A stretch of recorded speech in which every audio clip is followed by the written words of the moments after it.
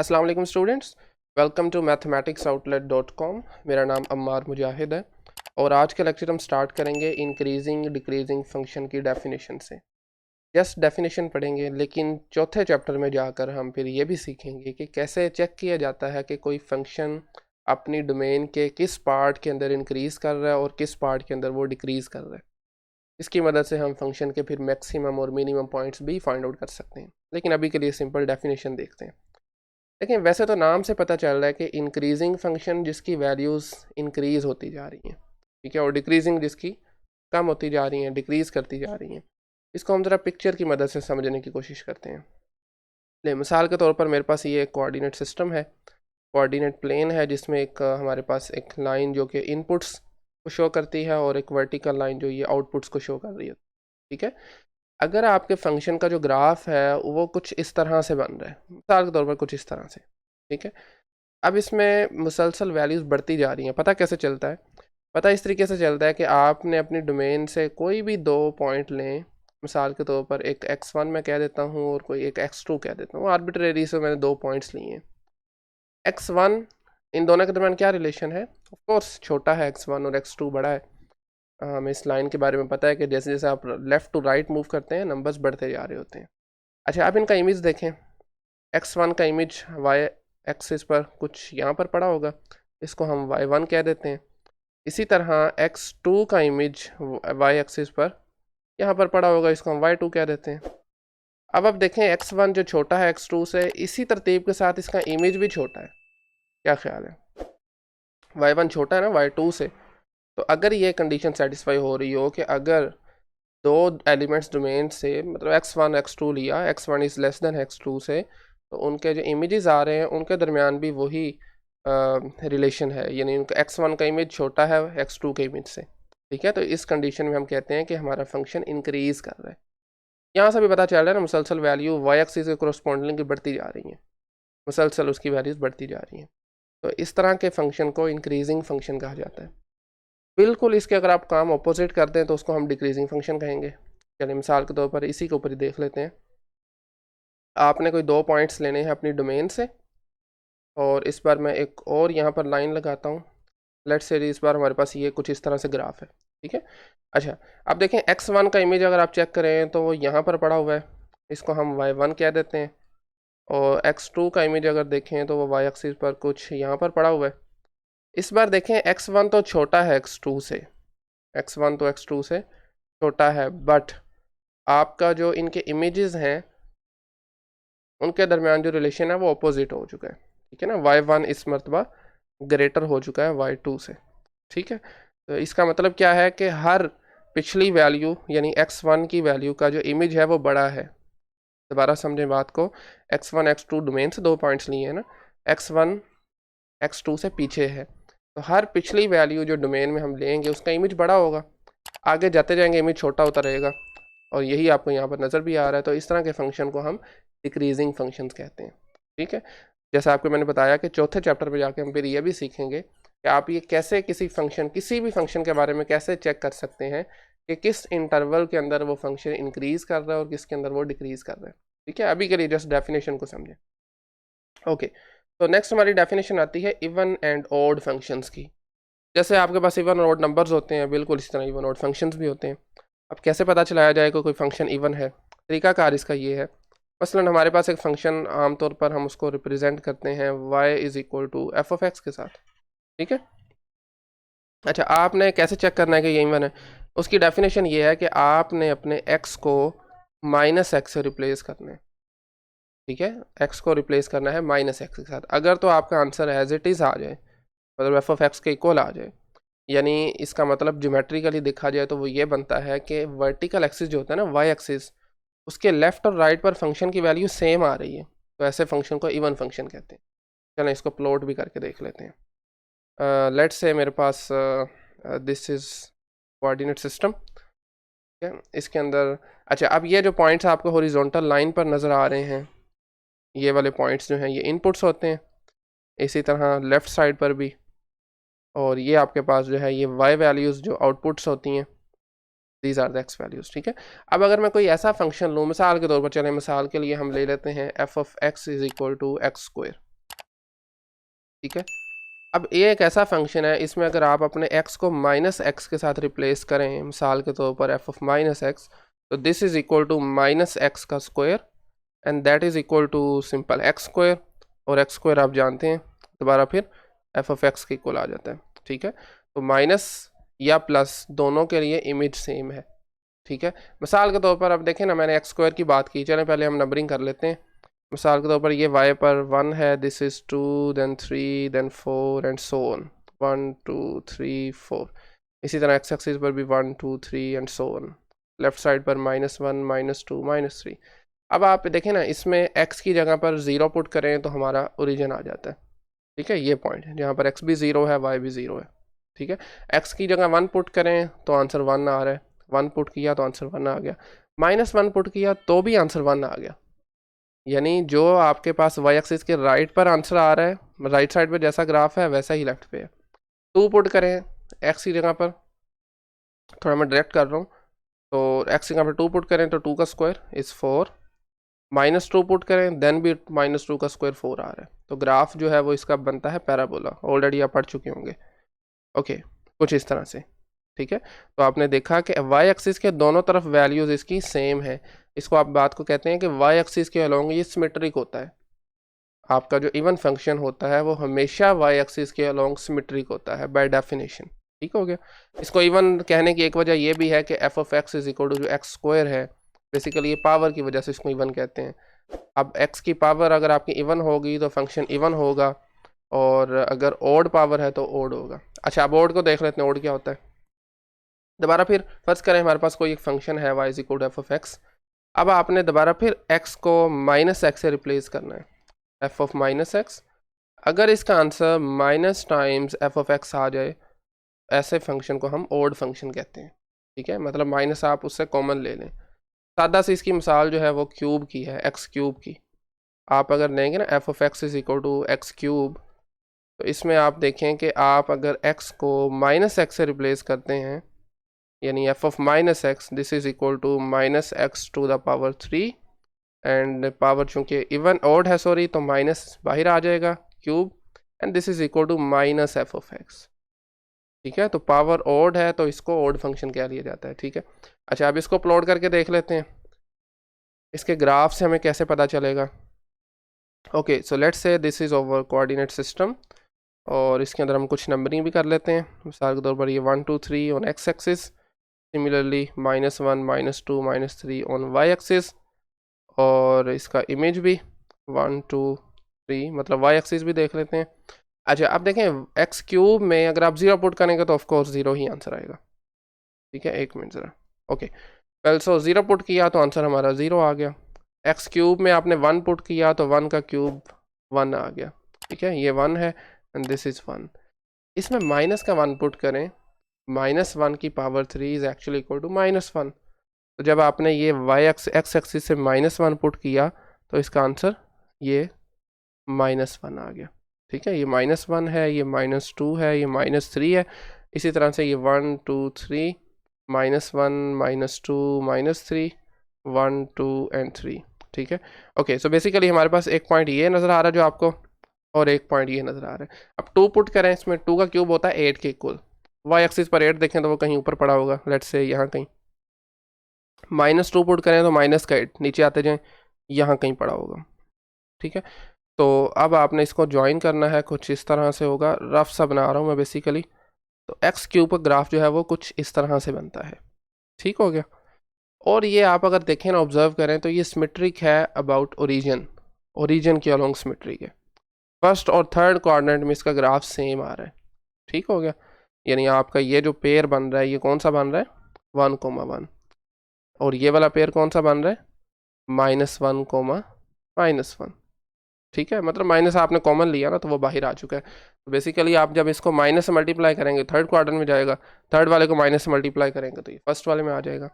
तो यहाँ से हमें ये पता चला कि आपका ऑड फंक्शन सिमेट्रिक होता है अबाउट ओरिजिन, और इवन फंक्शन सिमेट्रिक होता है अबाउट आपके पास वाई एक्सिस, वर्टिकल एक्सिस। ठीक हो गया। एग्जांपल्स के लिए आप एक्सरसाइज से क्वेश्चन देख सकते हैं। सिंपली आपने करना ये है कि x को -x से रिप्लेस करना है। अगर तो वो माइनस एक्स ख़त्म हो जाए दोबारा एफ ऑफ एक्स बन जाए तो इवन फंक्शन, अगर माइनस फंक्शन के साथ बाहर आ जाए तो उसको ऑड फंक्शन कहेंगे। That's it. ओके, सो अब हम पढ़ते हैं कुछ कॉमन सी टाइप्स फंक्शन की डिफरेंट टाइप्स हैं, और ये टाइप्स जो आज हम पढ़ने लगे हैं ये आपने थ्रू आउट द कोर्स इनको हमने यूज़ भी करना है। ठीक है, तो मैं ये चाहूँगा कि आपके पास जब भी इनका नाम किसी भी टाइप का जहन में आए तो उस ग्राफ की, उस फंक्शन की इमेज आपके फौरी जहन में आ जानी चाहिए। ठीक है, तो हम स्टार्ट करते हैं। सबसे पहली जो टाइप है फंक्शन की वो है लीनियर फंक्शन। ठीक है, linear function. Linear functions mathematics में, मैथमेटिकल इसकी फॉर्म देखी जाए तो वो हमारे पास होती है जी f of x is equal to m x plus b. यहाँ पर m और b कोई दो फिक्स्ड कॉन्स्टेंट्स होते हैं। ठीक है, m और b जो हैं वो दोनों कोई ना कोई फिक्स कॉन्स्टेंट्स होते हैं। इस फंक्शन को कहते हैं लीनियर फंक्शन। लीनियर का मतलब इसका जो ग्राफ होता है बेसिकली वो स्ट्रेट लाइन में बनता है। अब आप m और x पर डिफरेंट कंडीशंस लगा सकते हैं। ठीक है, तो ग्राफ चेंज होता रहेगा। मतलब बेसिकली m जो है यहाँ पर ये स्लोप है, स्ट्रेट लाइन की स्लोप है। स्लोप का मतलब होता है कितनी वो स्टीपनेस उसमें कितनी है, राइज और रन की रेशो होती है। और b जो है ये आपके पास उसका y इंटरसेप्ट है, यानी y एक्सिस पर वो लाइन कहाँ पर टच कर रही है। ठीक है, चलें इसको भी ज़रा हम एग्जांपल से समझते हैं। मिसाल के तौर पर ये है मेरे पास एक कोऑर्डिनेट सिस्टम, यानी वर्टिकल और हॉरिजॉन्टल एक्सिस हैं। Okay, so this is y axis, this is x axis. चलें पहले ज़रा कुछ हम नंबरिंग कर लेते हैं इसके ऊपर। मसलन चलें 1 2 3, इसी तरह y एक्सिस पर भी 1 2 3, -1 -2 -3 -1 -2 -3। राइट, अब देखें, चले मैं इसको ना b को फॉर इंस्टेंस में ज़ीरो कर देता हूँ। b को मैं मिसाल के तौर पर एक बार ज़ीरो करके देख लेते हैं। तो पीछे हमारे पास बचेगा f of x is equal to m x. तो जैसा कि आपको मैंने बताया था कि b बेसिकली y इंटरसेप्ट को शो कर रहा होता है। तो y ज़ीरो कहाँ पर होता है? अगर मैं इस b को ज़ीरो करता हूँ तो आपके पास y जो है वो पूरी x एक्सिस पर ज़ीरो होता है। ठीक है, लेकिन साथ में एक m भी पड़ा हुआ है, तो आपको m को भी कोई नंबर रखना पड़ेगा। m बेसिकली स्लोप होती है। चलिए m को अगर मैं 1 रख देता हूँ तो f of x is equal to x आ जाएगा। ठीक है, x का इसका मतलब है कि जो आपने इनपुट दिया वही आउटपुट मिल गया। F of x is equal to x का मतलब है आपने 1 इनपुट किया तो 1 आउटपुट मिल गया। जितने यूनिट यहाँ से है उतने ही यहाँ से है। 2 इनपुट किया आपने 2 आउटपुट मिल गया। 3 किया 3 आउटपुट मिल गया। 0 किया तो 0 मिल गया। तो ये ऑलरेडी वैसे हम पढ़ चुके हैं, यानी ओरिजिन से पास करने वाली एक स्ट्रेट लाइन जो कि फर्स्ट और थर्ड क्वाड्रेंट में होती है, एक्स एक्सिस के साथ 45 का एंगल बना रही होती है। That's it. अब इसमें रेशो जो इसका आपने स्लोप लिया वो 1 है। स्लोप मैंने आपको बताया ना कि राइज ओवर रन होता है, यानी चलें इसी ग्राफ में अगर आप देखें तो कहीं से भी आप ओरिजिन से स्टार्ट करें, चलना शुरू कर दें। ये पॉइंट 1 है, 1 यूनिट हमने क्या किया, रन किया। ठीक है, और राइज क्या है हमारे पास, बेसिकली ऊपर को जाएं, ये भी 1 है, तो 1/1 इज इक्वल टू 1। ये बेसिकली इसकी स्लोप है, राइज ओवर रन, राइज और रन की रेशो। ठीक है, आप अगर m को फर्ज करें, मैं चलें 1/2 कर देता हूँ, यानी अगर आपके पास ये जो है m 1/2 का मतलब कि स्लोप उसने आपने उसकी 1/2 कर दी। ठीक है, अब इसका ग्राफ जो है वो थोड़ा चेंज हो जाएगा। चलें उसको हम दोबारा से बना लेते हैं। एक मिनट ज़रा, दिस इज़ ओके। तो 1/2 के लिए, क्योंकि मैंने आपको बताया ना कि इनका ग्राफ एक स्ट्रेट लाइन बनता है, तो स्ट्रेट लाइन को प्लॉट करने के लिए जस्ट 2 पॉइंट की ज़रूरत पड़ती है आपको। ठीक है, अगर आपका फंक्शन जो है वो f of x is equal to 1/2 times x है, तो अगर एक्स को आपने ज़ीरो रखा तो फंक्शन का इमेज भी ज़ीरो है, मतलब ये भी लाइन आपकी ओरिजिन से ही पास करेगी। अब आप x को 1 रखें, सॉरी आप x को चलें 2 रख लें, 1 भी वैसे रख सकते हैं, 2 रखें तो y आपका 1 आ जाएगा। x को आपने 2 रखा, y आपका 1 आ गया, कुछ इस तरह से। ठीक है, तो अब आपने ओरिजिन को इससे ज्वाइन करना है, आपके पास एक ये स्ट्रेट लाइन बनेगी, और ये बेसिकली स्ट्रेट लाइन जो है ये इस फंक्शन का ग्राफ है, f of x is equal to x/2 का। ठीक है, ये लाजमी नहीं है आपने सारे याद रखने हैं, लेकिन एक आइडिया होना चाहिए कि मैं जब कैसे स्लोप को चेंज करूं तो फंक्शन किस तरफ बेंड होगा, वाई इंटरसेप्ट का क्या मतलब है। चलें इसके साथ में भी हम करते हैं। वैसे अब ये जो लाइन है इसकी स्लोप 1/2 है। ठीक है, राइज और रन की जो रेशियो है वो 1/2 है। ठीक है, ओके। इसी तरह से अब हम करते हैं, चलो इसमें मैं 1 ऐड कर देता हूँ, इसी में मैं 1 ऐड करता हूँ। तो मैंने आपको बताया था ना b जो है वो क्या है, y इंटरसेप्ट है, y इंटरसेप्ट होता है। ठीक है, अब मैंने किया f of x is equal to 1/2x+1, तो इसका ग्राफ कुछ डिफरेंट होगा, देख लेते हैं क्या होगा। ओके, तो 1/2x+1, सादा सी बात है, आपने 2 पॉइंट आपको चाहिए हैं। एक तो x को जब आप 0 रखें तो y 1 आ जाएगा, यानी f ऑफ 0 जब आप कंप्यूट करेंगे ना, x को 0 रखेंगे तो ये सारा फैक्टर पहला वाला 0 हो जाएगा, जो प्लस का आपने 1 ऐड किया है, सिंपल यही आंसर आ जाएगा। तो x 0 हुआ तो y 1 आ गया, दैट मीन्स x 0 y 1 ये पॉइंट आ जाएगा। ठीक है, क्योंकि y एक्सिस पर x हमारा हमेशा 0 होता है। अच्छा, अब आपने x को 2 रख लें। ठीक है, 2 रखेंगे तो कंप्यूटेशन आसान हो जाएगी, 1 भी रख सकते हैं आप। f ऑफ 2 रखें तो ये बनेगा 1/2 टाइम्स 2 प्लस 1, 2 2 से कैंसिल, 1 + 1 = 2। आपने जब अपने x को 2 रखा तो आप देख रहे हैं y भी आपका 2 आ गया, ये इनपुट और ये उसकी आउटपुट। ठीक है, 2 पॉइंट्स आ गए हैं, सिंपली आपने दोनों पॉइंट्स को ज्वाइन करना है, तो हमारे पास एक जो स्ट्रेट लाइन बनेगी वही इस फंक्शन का ग्राफ होगा। This is the straight line. ठीक है, तो देखें ना, इसमें अब y इंटरसेप्ट क्या है, ये 1 आ गया, तो यहीं से पता चल रहा था 1/2x+1 से। ठीक है, तो इसमें जिस तरह से आप चेंजिंग करते जाएंगे, इसके साथ खेलते जाएंगे, थोड़ा थोड़ा ग्राफ जो है वो चेंज होता रहेगा। ठीक है, तो बहरहाल आपको इन जनरल ये पता होना चाहिए कि लीनियर फंक्शन है, इसका ग्राफ स्ट्रेट लाइन होता है, b is a y intercept and m is the slope of this line. ठीक है, मेरे ख्याल में इससे ज़्यादा जानने की ज़रूरत भी नहीं है, और बाकी जो है वो आप बुक से बाकी चीज़ें देख सकते हैं। ठीक है, अच्छा, इसके बाद फिर सेकंड जो टाइप आती है फंक्शन की जो हम स्टडी करना चाह रहे हैं, दैट इज़ पावर फंक्शन। क्या नाम है इसका, पावर फंक्शन। इसके नाम से पता चल रहा है कि इसमें कुछ पावर जो है वो इन्वॉल्व हो रही है। तो बेसिकली इसकी डेफिनेशन ये है कि आपके पास कोई function f of x is equal to some power of this x की पावर कोई भी आप ले लें a। ठीक है, a यहाँ पर कोई पॉजिटिव इंटीजर है, in this case power function के केस में a जो है वो आप उसको एक कांस्टेंट होता है बेसिकली, और आप इसको पॉजिटिव इंटीजर लेते हैं। अब आप चलें इसके मैं आपको ग्राफ्स बना देता हूँ जो कि आपने ज़हन-नशीन कर लेने हैं, कुछ ऑलरेडी हम बना चुके हैं इस केस में वैसे। ओके, सो चलें, अगर मैं a को 1 रखता हूँ, थोड़ा सा मैं ज़रा कलर के साथ लेके चलता हूँ। a को अगर मैं 1 रखता हूँ मतलब x की पावर सिंपल 1, तो इस केस में आपके पास एक स्ट्रेट लाइन बनेगी, ओरिजिन से पास करेगी, जो कि ऑलरेडी हम इसको देख चुके हैं। ठीक है, अच्छा, अब a को अगर मैं 2 रखता हूँ, सॉरी, a को अगर मैं 2 रखता हूँ तो आपके पास बनेगा सिंपल x का स्क्वायर। ठीक है, एक्स स्क्वायर के केस में आपके पास पैराबोला बनेगा, जो कि ऑलरेडी हम पहले ही देख चुके हैं कुछ इस तरह से। सॉरी, इसको हम थोड़ा सा ज़रा ओरिजिन से बेसिकली पास करेगा, क्योंकि 0 पे इसकी वैल्यू 0 होगी। ठीक है, इस तरह से। ओके, सो ये हमारे पास आ गया एक्स स्क्वायर का ग्राफ। इसी तरह से फिर नेक्स्ट अगर आप इसको ए को 3 रखते हैं तो आपके पास आ जाएगा एक्स क्यूब।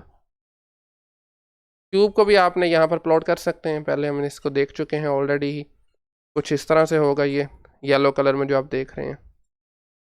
ठीक है, इसी तरह से अगर आप पावर 4 रखते हैं तो वो वंस अगेन पैराबोला ही बनेगा।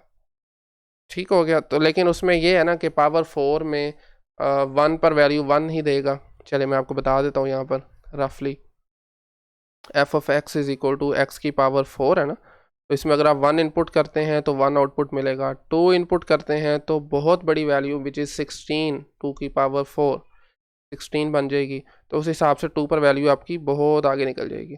ठीक है, बाकी ग्राफ उसका एक्स स्क्वायर से थोड़ा मिलता जुलता ही होगा। तो बहरहाल अभी के लिए आप पहले 3 का तो कम से कम लाजमी याद रखें, ए इज़ इक्वल टू 1 के लिए, ए इज़ इक्वल टू 2 के लिए, और ए इज़ इक्वल टू 3 के लिए।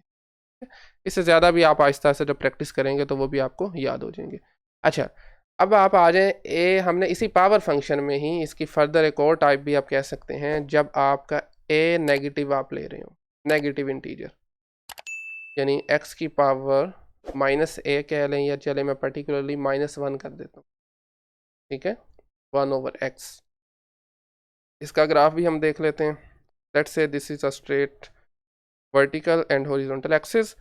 1/x का जो ग्राफ है ना, बेसिकली ज़ीरो पर ये डिफाइन नहीं है, ऑलरेडी हम देख चुके हैं। ज़ीरो रखेंगे तो ये अनडिफाइन है, ठीक है। तो इसका ग्राफ जो है वो कुछ इस तरह से बनता है। कुछ पार्ट जो है वो इसका फर्स्ट क्वाड्रेंट में आपको मिलेगा, बिल्कुल सेम इसी तरह से कुछ पार्ट जो है वो आपको इसका थर्ड क्वाड्रेंट मिलेगा। एंड अगर आप इसको देखें तो ये बेसिकली हमारे पास एक इवन फंक्शन है, f of x minus x is equal to -1/x and this is equal to minus times f of x. तो यहाँ से पता भी चल रहा है कि पहले क्वाड्रेंट में और तीसरे में सेम है। अगर आप इसको ओरिजिन के अलोंग सिमेट्रिक भी है बेसिकली, आप देख सकते हैं यहाँ से, ठीक है। So this is the graph of 1/x, ठीक है। ओके, तो ये बेसिकली 1 पर 1 वैल्यू देगा यहाँ पर। अगर ये 1 इनपुट करेंगे तो आपको आउटपुट में भी 1 ही मिलेगा। इसी तरह से -1 पर भी -1 ही देगा। ये -1 इनपुट है और -1/1 इज़ -1, तो आउटपुट भी -1 आ जाएगी। और इसी तरह से आगे फिर, हाँ, ना एक्स एक्सिस को टच करेगा ना वाई एक्सिस को टच करेगा। एक्स एक्सिस को इसलिए टच नहीं कर रहा क्योंकि आपके पास x is equal to, basically image में आपके पास 0 नहीं आ रहा, ठीक है। वाई एक्सिस को इसलिए टच नहीं कर रहा क्योंकि आप इसमें 0 इंसर्ट नहीं कर सकते, ठीक है। खैर इन चीज़ों को हम इन डिटेल आगे जाके सीखेंगे। अभी के लिए आपने बस ग्राफ को जहन नशीन कर लेना है। 1/x जब आपके सामने आए तो आपके पास उसके जहन में ये ग्राफ आ जाना चाहिए, पिक्चर शो हो जानी चाहिए, ठीक है। इसी तरह अगर मैं एफ ऑफ एक्स की पावर बजाय कि मैं लूँ -1, अगर मैं -2 ले लूँ, देन क्या होगा, x की power -2 which is actually equal to 1/x²। तो इसका ग्राफ भी देख लेते हैं quickly. This is over coordinate system और इसमें हमारे पास ओके 1/x² है। तो इसका ग्राफ मैं डायरेक्टली यहाँ पर बना देता हूँ, कुछ इस तरह से होगा, ठीक है, फर्स्ट क्वाड्रेंट में, और बाकी का आपके पास होगा सेकंड क्वाड्रेंट में। नीचे नहीं जाएगा, उसकी क्या वजह है, जस्ट थिंक अबाउट इट। नीचे तब जाता है जब आपका उसका आंसर नेगेटिव आए। तो यहाँ पर ज़रा देखें, नेगेटिव तो आंसर पॉसिबल ही नहीं है ना। एक्स को आप चलें देख लेते हैं, बेसिकली एक इवन फंक्शन है ये, माइनस से रिप्लेस कर लें बेशक। तो 1/-x⁻², अल्टीमेटली माइनस ख़त्म हो जाएगा इवन पावर की वजह से, तो ये 1/x² आ जाएगा which is equal to f of x, ठीक है। तो दोनों केसेस में आपके पास आंसर सेम आ रहा है, that is actually even function. तो इवन फंक्शन जो है वो सिमेट्रिक होता है अबाउट वाई एक्सिस, नज़र भी आ रहा है यहाँ से। और ये ग्राफ जो आपको शो हो रहा है, this is the graph of f of x is equal to 1/x², ठीक है। ओके, मेरे ख्याल में ग्राफ जो है वो इतने ही काफ़ी हैं। आप वैसे आपके आगे बुक्स में कुछ और टाइप्स भी गिवन है, जैसा कि इसमें पोलिनोमियल फंक्शन है, क्या उसके बारे में भी देख लीजिएगा आप। और इसी तरह से रैशनल फंक्शन होता है। रैशनल फंक्शन क्या होता है, पोलिनोमियल का बेसिकली फ्रैक्शन में अगर आप पोलिनोमियल लिख दें, क्वोशेंट में लिख दें, ठीक है। तो आपकी बुक में ये सब चीज़ें गिवन है। आप पेज नंबर बुक का जो है वो 9 है, 9 पेज पर ये सब की टाइप्स गिवन है। मेरे ख्याल में जितनी मैंने वैसे करवा दी हैं उतनी इनफ है, बाकी जैसे जैसे हम किसी की ज़रूरत हमें पड़ती रहेगी हम उसको देखते रहेंगे, ठीक है। तो आई थिंक आज फिर यहीं पे फाइंड आउट करते हैं। नेक्स्ट लेक्चर में हम कुछ ग्राफ शिफ्टिंग के बारे में पढ़ लेंगे, ठीक है। ग्राफ्स को जब आप शिफ्ट करते हैं तो उन पर क्या, उनकी जो फार्मूला है उन पर क्या अफेक्ट होता है। ये फार्मूला में आप जब कुछ ऐड करते हैं, कुछ नंबर के साथ मल्टीप्लाई करते हैं या डिवाइड करते हैं, तो ग्राफ पे क्या अफेक्ट होता है, ये सब चीज़ें, ठीक है। आज के लिए इतना ही, थैंक यू वेरी मच।